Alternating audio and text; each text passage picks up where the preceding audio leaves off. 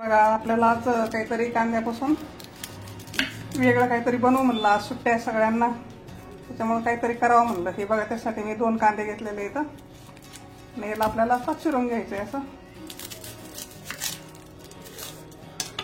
तर बघा असा साफ करून घेतलेला आहे कांदा मस्त. आता याला आपल्याला तर याला बघा आता आपल्याला असं सारखं चिरून घ्यायचं आहे. हे पहा अशा फाका करून घ्यायचा आपल्याला. जास्त पातळ नाही जास्त जाड पण नाही, अशा मध्यम साईजच्या पुढे करायच्या आपल्याला. हे पाहू शकता. हे बघा अशा मस्त अशा कांद्याच्या रिंग काढून घेतलेल्या आहेत मी. आणि असं मस्त काहीतरी वेगळं बनवूया खायला.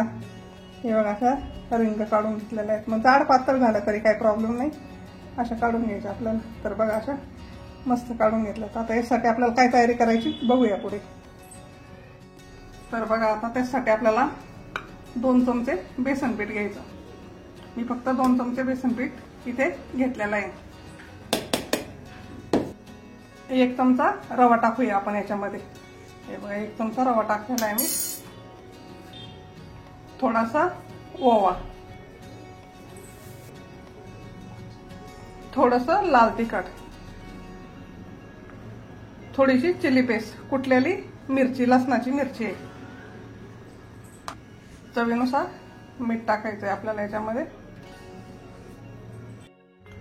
थोडीशी कोथिंबीर. तर याला मस्त असं मिक्स करून घ्यायचं आपल्याला.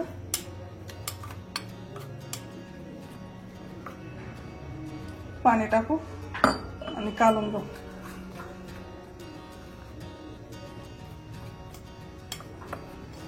अशा पद्धतीने आपण कालवून घेतलेलं हे पाहू शकता. थोडस आपल्याला घट्ट ठेवायचं, जास्त पातळ नाही करायचं. हे पहा आता आपण लगेचच कढई ठेवू आणि काढून घेऊ कांदा भजी. तर आपण आता कढई वरती ठेवली आणि तेल टाकू त्याच्यामध्ये.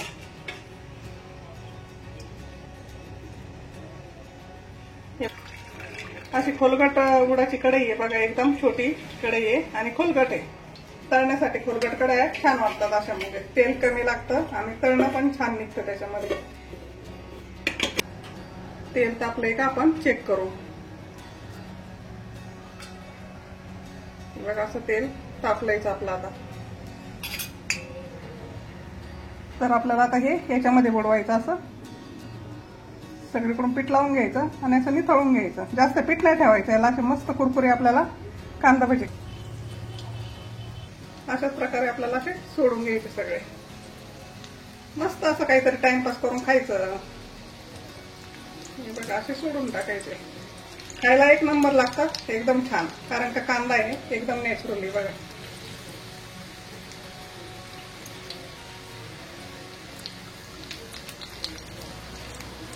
असे तळून घेऊ आपण.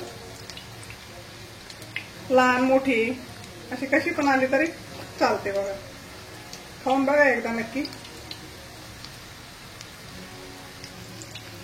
मस्त आहे ना. असं खालून घ्यायचं. गॅस जास्त मोठा नाही ठेवायचा. जास्त मोठा ठेवला ना लगेच लाल निघतात. त्याच्यामुळे असे मध्यम आचेवर आपल्याला हे तळून घ्यायचे, म्हणजे छान निघतात. बघा आणि असे कुरकुरे होतात म्हणजे एकदम. आणि फुल गॅसवर जर केलं ना तर नरम निघतात फुल गॅसवर. त्याच्यामुळे असे मध्यम आचेवर तळून घ्यायचे मस्त.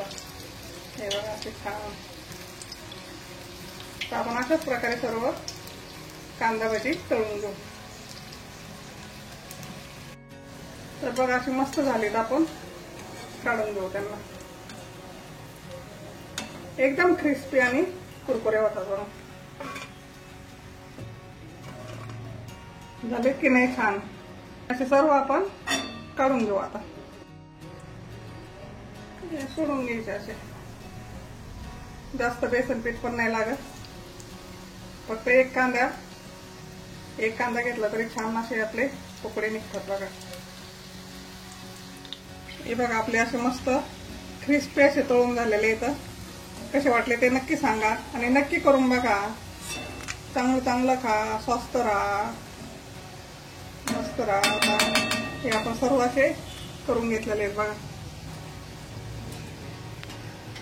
बघा आवडले असेल तर चॅनलला सबस्क्राईब करा, एकदा नक्की करून बघा.